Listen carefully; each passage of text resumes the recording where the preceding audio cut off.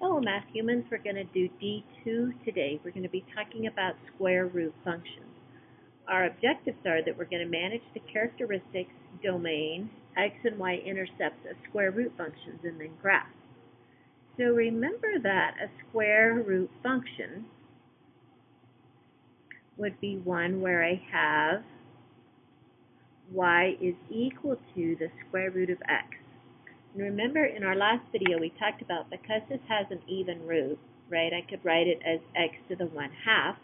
Because the 2 is even, I can't take the square root of a negative number and have it show up on the real number plane.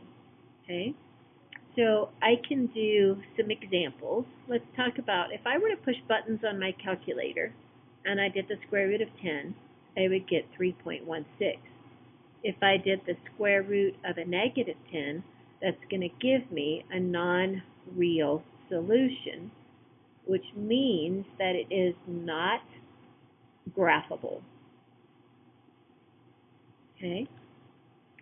So when we look at the graph of our function, y is equal to the square root of x, it's going to look kind of like this.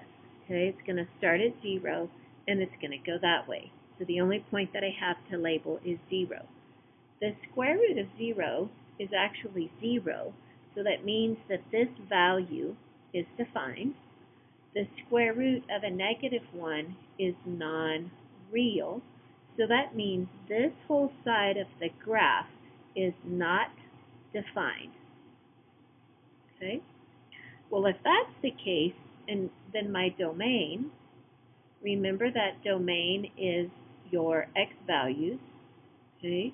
And that means that my graph starts at 0, 0 is defined, and it's going to go to positive infinity slowly, but it's going to get there, and we can't put a boundary on infinity, so we use an open bracket, which means it's not included.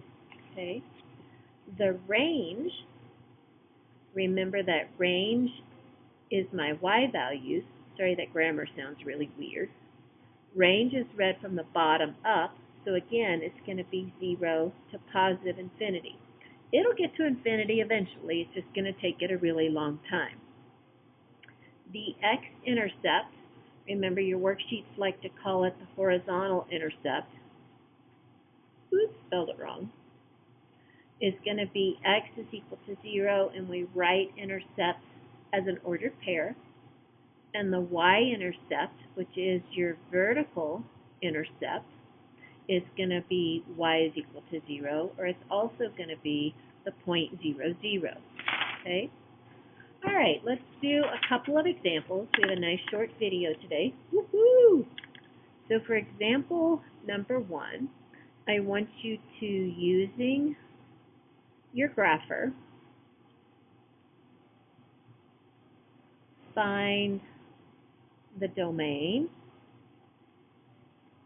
the x-intercept, the y-intercept of the given function,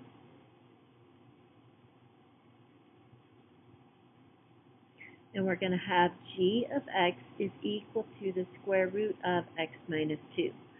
So the first thing that we're going to do is put this in our calculator and graph it. I'm going to bring in my handy-dandy grapher, and I'm going to clear what's there, and I have the square root of x minus 2.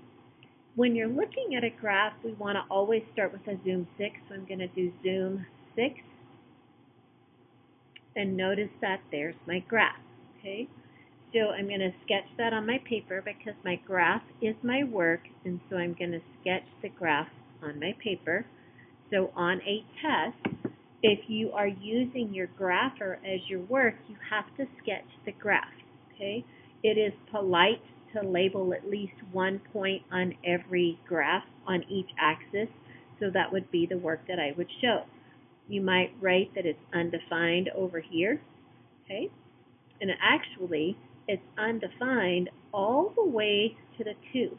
Because if I substitute in the 2, if I were to do g of 2, then I would get 2 minus 2, which is the square root of 0, and that's just 0. So this value is defined, but nothing to the left of that value is defined. So then my domain is going to be, it's going to start at 2. It's going to go to positive infinity. My range is going to start at 0 because this is 0. We found it right there. And it's going to go to positive infinity. Oops, we didn't have to find range. Oh, well, bonus. My X-intercept is going to be 2, 0. Remember, we write intercepts in ordered pair notation. And then my Y-intercept is going to be none because this graph is never going to cross the x-axis. Okay? All right. Let's do example number 2. And then we are done for today. So the directions are going to be the same. We're going to use our grapher. And we're going to find domain, the x and y intercepts of the given function,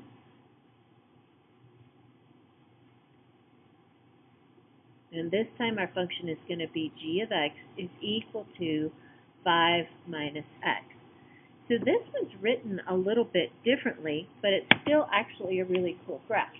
So the first thing that I'm going to do, I tend to draw my little coordinate system. Now I'm going to go to my y equals, and I'm going to put in my new equation. So I'm going to do second square root 5 minus x, and I'm going to still do a zoom 6, because that's where I should always start. Okay, and there you go. Notice that this is the 5 right here, and the graph is going the opposite direction because the x is negative. Okay, you don't have to remember that, but it is pretty easy to write. Okay, so I'm going to write 5, and I'm going to draw my graph.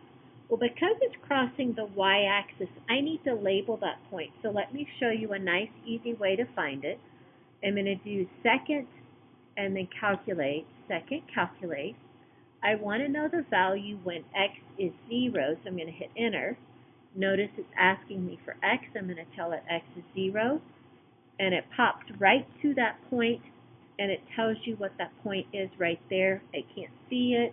It is 2.24. Remember, we round to the second decimal place. So now I know all of my information. My domain. So in this particular case, all of this is going to be undefined. Okay, because the graph is going the opposite direction, so it's undefined over here. Okay, and if I put a 6 in, I would get 5 minus 6, which is a negative 1. Then I can't take the square root. I would get a non-real answer. So now my domain, if I start at the left is negative infinity. Can't put a boundary on infinity. It stops at 5, and the 5 is included. Okay, my x-intercept is going to be 5, 0. My y-intercept I found using my calculator, 2.24, and then we're done. So again, I'll show you how I found that y value in my calculator. So my graph is here. I did second, calculate, value. I'm going to put in x is 0, and then my grapher will tell me what the coordinates are. And notice that my cursor pops right to that point, which is lovely. Okay? Alrighty. That is it for today. We love being able to use our graphers. I will see you soon.